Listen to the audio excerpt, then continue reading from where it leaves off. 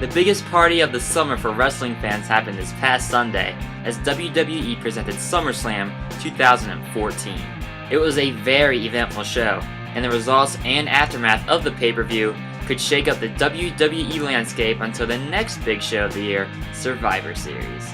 The first match of the night took place on the pre-show, as Mr. 420 Rob Van Dam took on the Swiss Superman Cesaro. Rob Van Dam was your winner here. This was a fun way to get the whole night started, but I'm not really sure why they had RVD vs Cesaro on the pre-show with the lack of a tag team title match and a US title match from the SummerSlam card. After SummerSlam officially got underway after a brief introduction by Hulk Hogan, the first match we saw was The Miz defending his Intercontinental Championship against Dolph Ziggler. This was a pretty good opener, and it had the crowd amped for the rest of the show. Ziggler got the win and ended The Miz's reign as IC champ, as he took the title for himself. I'm really glad Ziggler won, as I'm not a fan of The Miz, but seeing how these two stars really have nobody else to feud with, I could see them battling for the belt for the next few weeks. Following the IC title match was the Divas title match. This bout had AJ defending her Divas Championship against Paige. This was a pretty good match, and in the end, Paige came away with the win and the Divas Championship. This now makes Paige a two-time Divas Champion during her relatively short career on the main roster for WWE. Having her feud with AJ is good for the division, as it is the best Divas rivalry the WWE has had in quite a while. I'd expect these two to tangle it up a few more times before they part ways. The flag match between the Real American Jack Swagger and the Russian Bulldozer Rusev was next. This bout got out to a really hot start, as they started attacking each other before the bell even rang, with Swagger eventually trapping Rusev in the ankle lock. However, to me, the match got stale the longer it went, and Rusev eventually made Swagger pass out. Per flag match rules, Rusev's Russian flag was raised and the Russian national anthem was sang, as Rusev stood over Swagger and over Zeb Coulter after he kicked him in the head. Following Rusev's win at SummerSlam, I would not be surprised to see him challenge Sheamus for the US title, as it would help build his anti-American character quite well. However, on Raw we did see Rusev get challenged by Mark Henry, so perhaps Mark Henry might be next in line to challenge Rusev. After the flag match was, in my opinion, the best match on the card. It was a lumberjack match between Dean Ambrose and Seth Rollins. This rivalry is the hottest rivalry for the WWE in the summer, and every time these two guys get in the ring, they're money. Despite having the lumberjacks outside the ring, Ambrose and Rollins still managed to fight all around the arena and even took out a few of the lumberjacks whenever they had the chance. A cool spot during the match happened when Ambrose climbed to the top rope and jumped to the outside and onto all the lumberjacks, taking them all out in one swift move.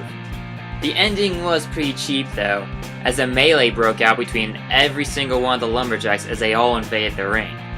After the dust settled and everybody was out, Kane hit Ambrose with a chokeslam, allowing Rollins to hit Ambrose with the briefcase, allowing Rollins to pick up the win. As much as I want this rivalry to continue, it's going to get put on the back burner for a while, as we saw on Raw that Ambrose had his head smashed through a few cement blocks.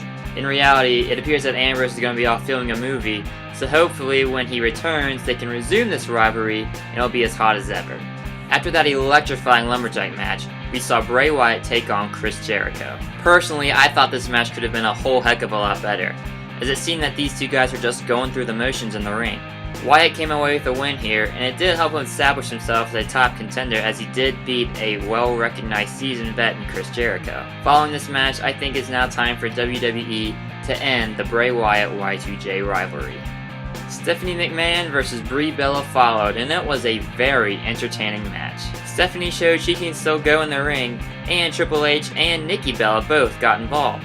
In a surprising twist, however, Nikki Bella turned on Brie Bella, allowing Stephanie to pick up the win.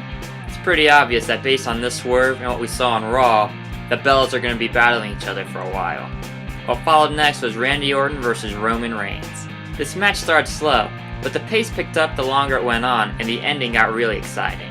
Some highlights of the match include Orton hitting a nice looking RKO, as well as Roman Reigns delivering a 6 spear to Orton to finish him off. Should Orton and Reigns part ways after this match, I think that Reigns might be in line to challenge Rollins, or if WWE is feeling bold, challenge Lesnar. The last and final match on the card was The Beast versus the Champ. Brock Lesnar versus John Cena with the WWE World Heavyweight Championship on the line. If you didn't know any better, you would have not have guessed that this bout was supposed to be a main event championship match, as Brock Lesnar made John Cena look like a jobber in the ring.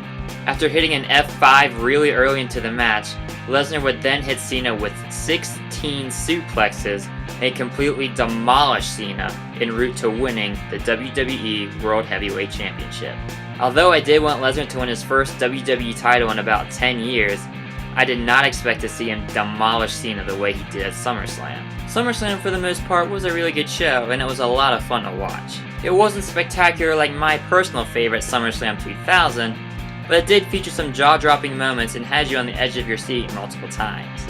Memorable moments from this year's pay-per-view included the best lumberjack match I had ever seen between Ambrose and Rollins, as well as the complete and utter destruction of John Cena at the hands of Brock Lesnar. The only thing I don't understand is why the US title and the tag team titles weren't defended on this show. The lack of those championship matches on a big pay-per-view card like SummerSlam is inexcusable in my opinion. However, it was still a fun show to watch and it was very entertaining.